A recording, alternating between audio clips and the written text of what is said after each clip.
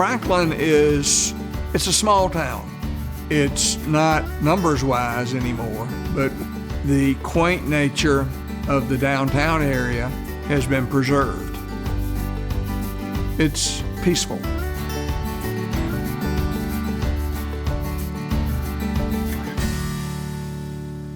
Dorinda and I have lived all our lives in the South. My father bought this property in 1946 when he came back from serving in World War II. This was her dad's farm. Early on after we met, Dorinda said, "Hey, Brant, let's go out walk on the farm for a bit." And she pointed down and said, "I'm going to build my dream home here." I have built this house in my head for 40 years. Decorated it, planned it. I wanted it to be a home where we would have a lot of cousins and relatives and friends coming in and out of the house. At our age, most people are thinking about downsizing. Well, we upsized. We had already downsized when the kids moved out and went on to their careers, but this was the dream, that place where we could entertain and kind of ramble around and look at the beautiful sunset to the west. Houzz was invaluable to us with ideas, so I thought, I bet I can find an architect on Houzz. Really great to have the reviews, figure out that it was somebody we could work with and who would be a good communicator. Bill and Christian listened to our vision. Every client that we have, we tell them if you're not on Houzz, get on Houzz, create an idea book. She would share images and I was like, got it. I know exactly how she wants it to feel. I know how she wants it to look. And the thing that was the most important to me was this great room. I wanted it to have a good flow and be good for entertaining. It was important that the kitchen be part of that so that I would always be included with whatever was going on. I also wanted a lot of light and I wanted good circulation. So there's not a lot of walls. When you have these big wide open spaces with all this natural light in these doors, you don't have a ton of wall space. So you don't really have a place to hang artwork like in a traditional home. Our solution to that was to provide dimension with the trim work and on the coffered ceiling as much as we could. I didn't even know what a coffered ceiling was when this whole process started. It's beautiful work and it's consistent with all of the different trim in the room. I want people to come here and be comfortable.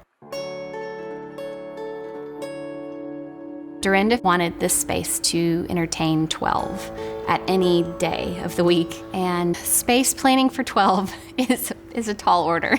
It really is. When you think about, the scale and still being able to kind of walk around these pieces of furniture. The sofas and the chairs are very cushy. They're the kinds that you curl up in. The chairs that are by the fireplace rock and you kind of sink into them and just feel like a big hug. With Dorinda's idea book, I could definitely tell that she had a transitional style. She preferred grays and transitional kind of patterns, different elements like metals and woods. The great room fireplace, we looked at a couple of options with the mantle. It could have been stone or it could have been like a heavy timber piece that's non-combustible, but Dorinda really wanted a stained wood mantle. So if you have a wood mantle and it's combustible, it has to be a certain distance from the top of the fire opening. So the mantle had to move up the bigger the fireplace got. That was obviously a big focal point, bookended by the tile backsplash in the kitchen. We wanted those two elements to really pop. She didn't want a separate formal dining room. She wanted the built-in banquette for all of her guests. So having that area tied to the kitchen was really important to her. I found a table on Houzz as part of my idea book. A walnut, like live edge walnut wood table. I wanted to have a table that was large enough to at least sit 12. I can actually get probably 14 people around that table. It's the biggest table I think I've ever installed at a client's house. It's, I think, 10 feet tall, 10 feet long. We provided deep drawers on either end of the banquette for cookbooks and other miscellaneous things that you may not need every day. It was really important to Dorinda to have a baking center. She's a big baker, and it has a few cool features. The toe kick of the cabinets can be pulled out to give her a little step to kind of elevate her while she's using the rolling pin or mixer. The mixer's on a lift, So you don't have to physically lift the mixer onto the counter or have it sitting out all the time. It can be hidden and put away when you don't want to see it. All of my baking sheets are right there. All of my baking tools are right there. So I'm pretty delighted with that baking center. We put in a lot of drawers. We don't have a ton of cabinets because drawers work much better than trying to fish for things in the back of a cabinet. Dorinda liked the marble look of countertops, but I don't like the upkeep with marble. I don't like the expense of marble. so we went with a quartz product that has that marble look, so you still get that veining and that striation, but you don't have to deal with some of the upkeep issues. We've used that pretty much all over the house and love it. One of our most popular pictures on Houzz is the keeping room. which is a small sitting room off the kitchen. It's lovely to sit in that space in front of the fire in the winter, or in the evening, sometimes we'll sit and have a drink looking outside through the big doors. It's just lovely. We did a tile surround on the fireplace below and then shiplap above, so it has a little bit of a farmhouse feel and a kind of a nod to the adjacent countryside. So the space that Brant and Dorinda live in on a daily basis is a smaller portion of the overall size of the house. We don't have to go upstairs for anything in our daily lives. We kept the master suite and the master bathroom on the lower level so they don't have to go up and down the steps. When you go into the bedroom, you can turn to the bathroom and they have his and her sinks, and then they have a curbless shower. Should they ever be in a wheelchair, they can have ease of access there without having to go over a threshold or a curb. In terms of, creating that separation between the public and the private spaces that aren't used all the time, like the extra bedrooms for family and friends, Dorinda had one of her wish list items was to create a hidden stairwell. The stairwell is literally hidden behind a door that's hidden in the trim. We tucked that up nice and neatly behind the fireplace and designed the trim so you really can't tell unless you've been told that there's a door behind the wall and that you can go up behind the fireplace.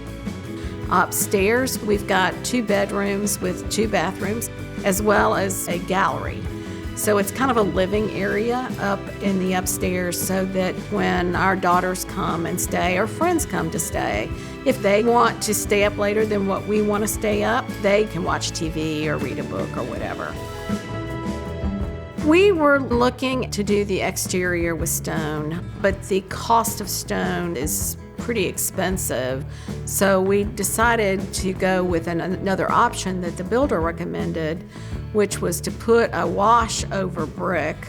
On Houzz, I kept looking for that option, and then I found the picture of what I wanted: the color of the brick, the color of the wash, how much wash to put on it. And I gave that picture to the builder and I said, this is exactly what I want.